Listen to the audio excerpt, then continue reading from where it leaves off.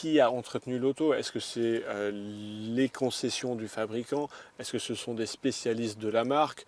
Ou est-ce que ce sont simplement des centres auto comme Feu Vert ou Nord Auto ou Midas?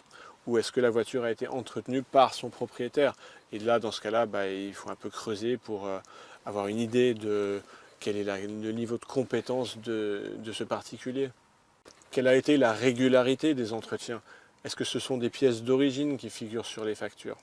Quel est le niveau de détail de l'entretien?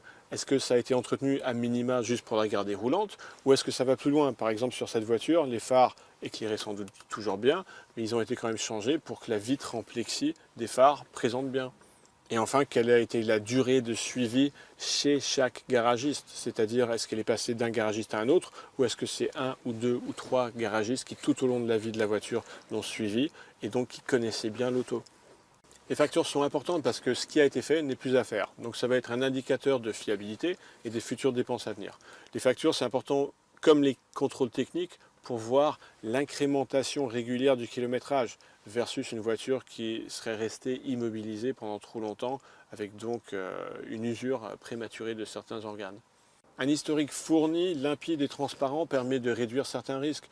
Le risque que la voiture ait été accidentée, volée, vandalisée, prise dans une inondation.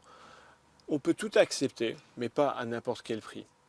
Pareillement, une voiture qui a fait du circuit, ce n'est pas un mal en soi. Simplement, il faut que l'entretien soit proportionnel, sachant qu'une voiture qui fait du circuit intensément, à chaque kilomètre sur circuit, va provoquer une usure à peu près 100 fois plus forte qu'une voiture qui fait simplement de la route pépère.